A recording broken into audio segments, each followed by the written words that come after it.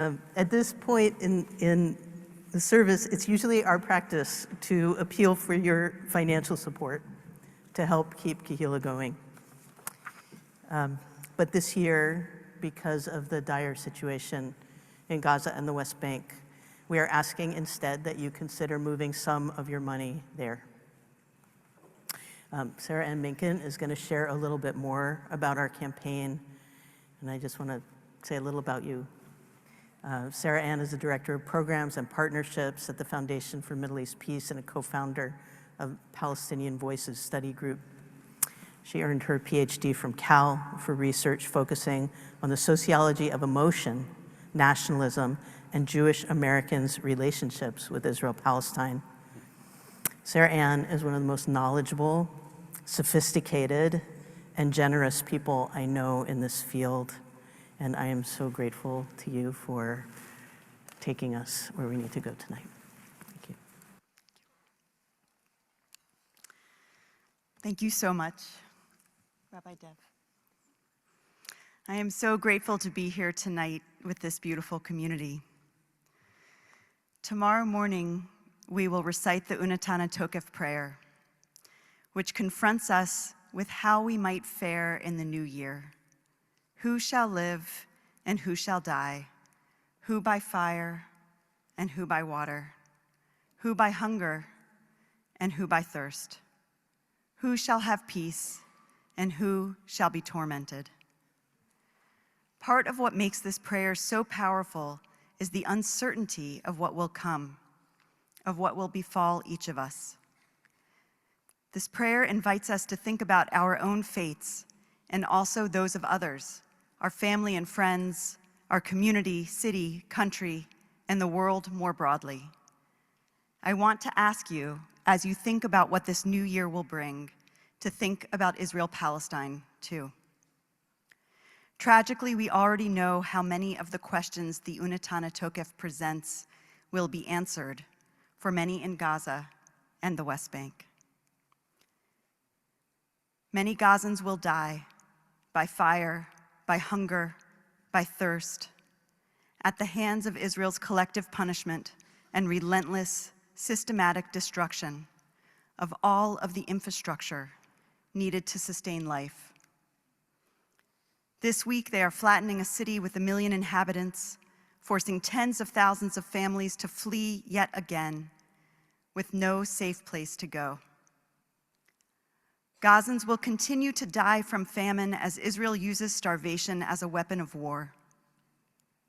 Right now, Israeli hostages remain in Gaza, also at risk of the airstrikes, also starving. And Israel has taken thousands of Palestinians from Gaza hostage, the vast majority of them civilians, and is holding them in abysmal conditions. What do these Israeli and Palestinian hostages face in the new year? In the West Bank, Israel's ethnic cleansing and annexation continue apace and will likely accelerate. Israeli settlers, backed by soldiers and the state, acting with near total impunity, are commandeering more and more Palestinian land. Dozens of communities have been expelled in the past 2 years under the cover of the Gaza war, while the IDF is also targeting refugee camps and urban neighborhoods. Inside of Israel, there is a growing protest movement, and more Israelis are refusing to serve in the IDF. And yet, the vast majority of Israeli Jews deny, minimize, or justify Israeli atrocities in Gaza and the West Bank. They are grotesquely misled by their political leadership, by their media, and by their nearly 80 years of dominating and dehumanizing Palestinians. Palestinian citizens of Israel face vicious discrimination and repression. And in the US, more Americans are turning against our government's support for Israel's genocide and the political cover and weapons we provide. Many in this room have been part of this important and growing shift. And yet, leaders at many levels, Jewish and not, conflate criticism of Israel with anti-Semitism or support for terrorism, or both. And our government uses the premise of Jewish safety to violate civil rights, curtail free speech, and bring academia to its knees. In these truly horrifying times, we often feel and hear, "It is all so bleak. What could I possibly do?" The Unatana Tokef prayer offers us 3 tools: teshuvah, tefillah, and tzedakah. Teshuvah requires that we make amends. Amends starts with honest reckoning. We cannot change what we cannot acknowledge. We cannot acknowledge what we cannot speak. Please, learn more and speak more about Israel-Palestine, about Gaza, about the atrocities committed in the name of Jewish safety and Jewish supremacy. Continue on the co-resistance path that this community has chosen. Stand with Palestinians and all those committed to freedom and human rights for everyone. Tefillah, prayer, contemplation. This is what we are doing here together on these high holidays. And tzedakah, righteous action in service of justice. As Rabbi Dev said, Kehila's clergy has asked each of us to offer tzedakah for Israel-Palestine. I want to tell you about the 4 outstanding organizations that we chose to support, about their urgent and meaningful work. First, we are joining with Jews around the world to support the Jewish Food Aid for Gaza effort, which is partnering with the Gaza Soup Kitchen, an incredible family-led initiative that draws on their extensive local connections to source food and water in order to feed people in Gaza under absolutely impossible conditions. As we gather for celebratory meals on this holiday, as we may choose to fast on Yom Kippur, we can help to feed Gazans who do not choose to go without food and water. Second, many of you may know Middle East Children's Alliance, Mecca, a Berkeley-based organization that has provided humanitarian aid in Gaza and the West Bank for decades. Mecca has earned a strong reputation for providing immediate aid and infrastructure, food and water deliveries, latrines and water purification systems, and beloved activities for children. As we take for granted our plumbing and the food on our tables, Gazans live in rubble. We can join Mecca in helping them. Third, our Kehila community lost a teacher and partner this past July, and many of us, myself included, lost a dear friend when Alda Hathalin was murdered by an Israeli settler while Alda was standing in his village in the West Bank.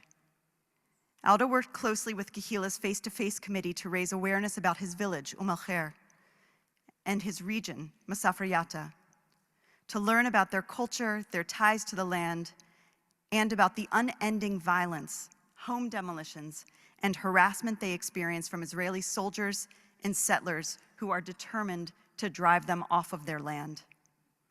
Please stand with Masafra Yatta in their nonviolent struggle for liberation.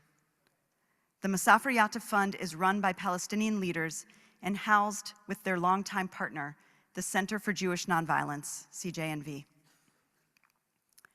And fourth, here at home, with the civil and constitutional rights of people who speak out for Palestinian freedom under increasing threat, the work of Palestine Legal is ever more crucial. University administrators silent legitimate protest. Students report their professors for unwelcome speech. And we regularly see the conflation of criticism of Israel with actual anti-Semitism. Join with Palestine Legal so they can continue offering urgent legal defense and protections across the country. Gaza Soup Kitchen, Mecca, CJNV's Masafra Yatta Fund, and Palestine Legal. These are the partners we have chosen so that we can save Palestinian lives, protect Palestinian rights, and protect our right to speak truth to power. Please take the time to learn about each of these organizations, follow their work, amplify their voices, and support them with your tzedakah. None of us can do everything, but each of us can do something. We cannot control who lives or dies, but we can each choose how we will show up in this moment. And we can make a path of co-resistance and rebuild this world with our teshuvah, tefillah, and tzedakah. May each of you and all of us and all the people of this country, of Israel, Palestine, and in this world be written and sealed for a good year. Shana Tova.